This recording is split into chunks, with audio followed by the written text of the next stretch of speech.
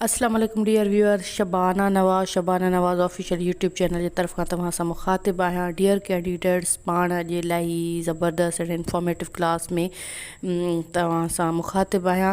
हीअ मुंहिंजो स्लाइड्स तव्हां पोयां हले पई ॾिसंदा हूंदव त जेको मुंहिंजो हिकिड़ो क्लास हुयो दर्सी किताबनि मां अहम इस्तिलाह ऐं माना, मुंहिंजो पहिरीं ई क्लास रखियलु आहे। ऐं उन हवाले सां वरी हिकिड़ो इलाही कमेंट आयो हुई, कोई अरसलान अहमद भाउ हुयो, उन चयो हो त मैडम माफ़ु कजो पर तव्हां जेके इस्तिलाह रखिया आहिनि उहो दर्सी किताबनि मां हिकिड़ो बि कोन्हे। मूंखे कुझु किताब ऐं लेसन सजेस्ट कया आई, मां उनखे रिप्लाई कयो नोटेड। ऐं मूंखे उन ॾींहं खां वठी ज़हन में हुई, तक़रीबन महीनो पुराणी मुंहिंजी पोस्ट आहे, पर मूंखे ज़हन में हुयो त मां जॾहिं जॾहिं सिंधीअ खे कवर कंदी वेंदसि ऐं मुंहिंजे हथनि में उहे बुक्स ईंदा त मां सेपरेटली उनखे नोट कंदमि। सो बहरहाल रही सवाल त उन भाउ खे त मां एतिरो डिटेल में बि कोन चई सघियो। मां ईअं थोरी लिखियो हो त 3, 4, 5 दर्जे जे लाइ। जीअं तव्हांखे ख़बर आहे त मां कॉलेज में पढ़ाईंदी आहियां, 9th खे सिंधी पढ़ाइण जो बि आहे good experience. 9th inter BSc level ते इहे इस्तिलाह मां ॾिठा आहिनि। कुझु दोस्त खे वरी मां चयो त यार थोरो दर्सी किताबनि मां मूंखे 2-3 इस्तिलाह कढी ॾियो, मूंखे ठाहिणो आहे। हाणे इहा मुंहिंजी कमज़ोरी रही आहे त मां पंहिंजो कमु पाण कंदी आहियां, मां कॾहिं कंहिंखां न करायो आहे, पर ज़िंदगीअ में पहिरियों ई कमु ॿिए कंहिंखां करायो, सो बि शायदि सही न थियो। इन जे करे मां ज़रूरत महसूसु कई त ठीकु आहे, ऐं मां कोई हुन में न पई चवां। Thank you so much Arsalan Ahmed and जेको बि मूंखे गाइड कंदा आहिनि, मां उन्हनि खे सभिनी खे अप्रिशिएट कंदी आहियां त मूंखे तव्हां रोड मैप ॾेखारियो पिया ऐं जेके तव्हांखे नीड्स आहिनि उन जे बेसिस ते मां क्लास ठाहिण जी कोशिशि कंदी आहियां।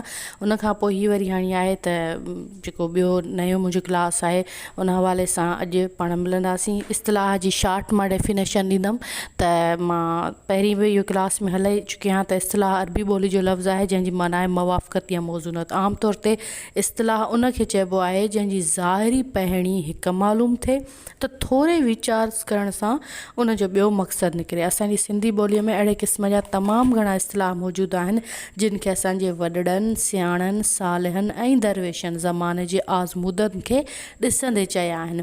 इस्तिलाह जी तरकीब मूजिबि हर हाल में इस्तिलाह जो आख़िरी अखर मुसद्दर याने जंहिंजे आख़िर में ऋण हुजणु लाज़मी आहे।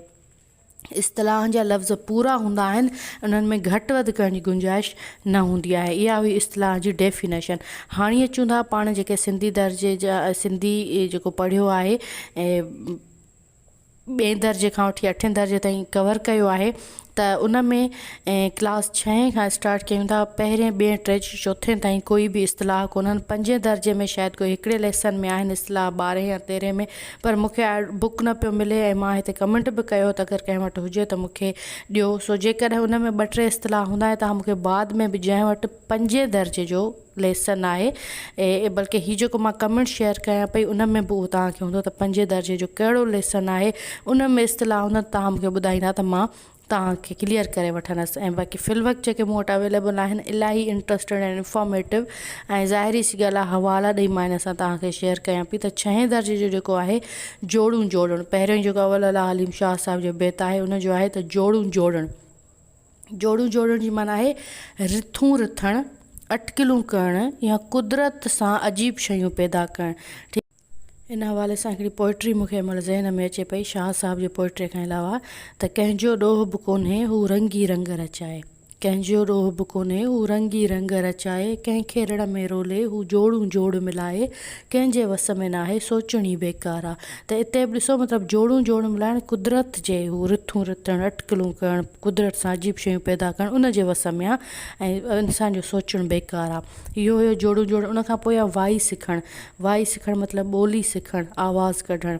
उन खां ही 6 दर्जे जे जेको ॿियो सबक़ु हुयो उन जो हुयो। उन खां पोइ वरी 14हों सबक़ु आहे, उन में आहे चाल चलणु माना साज़िश करणु, ॻुझ सलणु माना राज़ ॿुधाइणु, बाहि ॿारणु माना मुश्किलात पैदा करणु। ही सभई 14हें सबक़ जा आहिनि।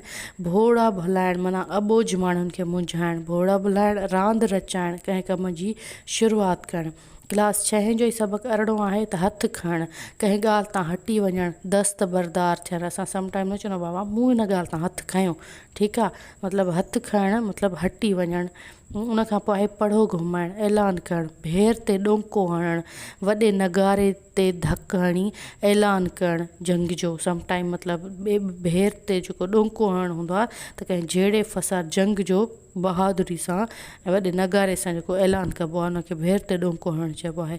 भोंर भरणु, ख़ुशबूअ जो वास वठणु या चौधारी फिरणु। 6 दर्जे जा हिन टिनि सबक़नि मां इहे इस्तलाह हुया। उन खां पोइ आहे क्लास 7। क्लास 7 जो सबक़ु ॿियो आहे त कलब मां कस कोण, माना दिलि मां नफ़रत हसद कढणु, उमिरि घारणु, उमिरि गुज़ारणु, तौबह करणु, कयल ख़ताउनि ते पछताइणु ऐं ॿीहर न करण जो अज़म करणु। उन खां पोइ वरी क्लास 7 जो सबक़ु 14 आहे मान मथां करणु, मतिलबु कंहिंखे इज़त ॾियणु, सिर ॾियणु, मतिलबु जान ॾियणु, पंहिंजी ज़िंदगी ॾियणु। ॿियो इस्तलाह आहे विछा विसारणु, नफ़रतूं दूरियूं ख़तमु करणु ऐं अखियुनि आॾो टरी वञणु, नज़रुनि खां ओझल थी वञणु। क्लास 8 जो वरी क्लास 8 ते अचूं था। क्लास 8 जो सबक़ु 6 जो इहो आहे त छपर छांव थियणी, जेको अब्दुल सत्तार ईदी जो लेसन आहे, हीअ उन में इस्तलाह आहिनि त छपर छांव हुजणु, मतिलबु कंहिंजो सहारो हुजणु, सहारो थियणु, मददगार थियणु, सुख जो साह पटणु, सुकून जी ज़िंदगी गुज़ारणु, सॾ में सॾु ॾियणु, हर मुश्किल में मदद करणु, पाण अर्पणु, मतिलबु पंहिंजी ज़िंदगी वक़्फ़ु करणु, भूंइ भेरो करणु, मिटी हवाले करणु। मिटी भूंइ जेका आहे मिटीअ खे, धरतीअ खे चइबो आहे, भेड़ो माना हवाले, भूंइ भेड़ो करणु मतिलबु मिटी हवाले करणु। क्लास 8 जो 22हों लेसन आहे पेर पाइणु, मतिलबु हली अचणु, जबल झागणु, मुश्किल ज़िंदगी गुज़ारणु, खिली खीकारणु, आदर भाव करणु। ठीकु आहे, कंहिंखे खिली खीकारणु मतिलबु आदर भाव करणु, चप चोरणु, कुझु ॻाल्हाइणु, वात हिलाइणु, ठीकु आहे, दूंहीं दुखाइणु, कंहिं कम जी शुरूआति करणु। बाबा ठीकु आहे, अचो दूंहीं त दुखायूं था, पोइ ॾिठो वेंदो, मतिलबु कंहिं कम जी शुरूआति कयूं।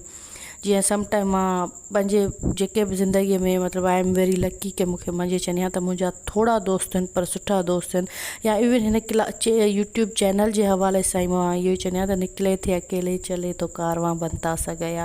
हिकिड़ी पोइट्री रखण जे स्टार्ट सां मां स्टार्ट वरितो। अल्हम्दुलिल्लाह आई एम वेरी लकी की आहे व्यूअर सब्सक्राइबर्स लाइक यू, जेके इलाही सिंसियर कमिटेड ऐं पढ़ाई सां शौक़ु रखंदड़ आहिनि। उनखां पोइ मुंहिंजी टीम में जेको सिंधु इम्तियाज़ पवंर आहिनि, इंजीनियर ख़लीक फयाज़ आहिनि, कुझु ॿियनि सां बि मां राब्ते में आहियां ॿियनि सब्जेक्ट्स जे हवाले सां, त इनशा अल्लाह ताला दूंहीं दुखाई आहे त उनजो अलाह साईं फल सुठो ई ॾींदो। उनखां पोइ आहे त मोह मोड़णु, काविड़जी वञणु, रुसी वञणु।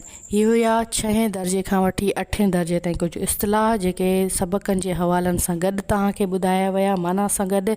ऐं इनशा अल्लाह ताला उमेद थी कयां त तव्हां इलाही वधीक इलाही लाभाइता साबित थींदा। शबाना नवाज़ ऑफिशियल्स खे हिन वक़्त ताईं सब्सक्राइब न कयो आहे त सब्सक्राइब ज़रूरु कंदा, लाइक कंदा, कमेंट। त मां हमेशह चवंदी आहियां त असांजे क्लास जी जान हूंदा आहिनि तव्हांजा कमेंट, ऐं असांजी रहनुमाई हूंदा आहिनि, मशल राह हूंदा आहिनि। 5 दर्जे जो जेको मां चवां पई त जेको हिकिड़ो लेसन में कुझु इस्तलाह आहिनि मूंखां रहिजी विया आहिनि, उहे जेकॾहिं तव्हां वटि कंहिं वटि बि बुक आहे त U can ask me any time. ठीकु आहे, मां उहे बि सॉल्व करे तव्हांखे ॿुधाईंदमि। ऐं पंहिंजो ख़्यालु रखिजो ऐं शबाना नवाज़ ऑफिशियल सां जुड़ियल रहियो। अल्लाह निगहबान।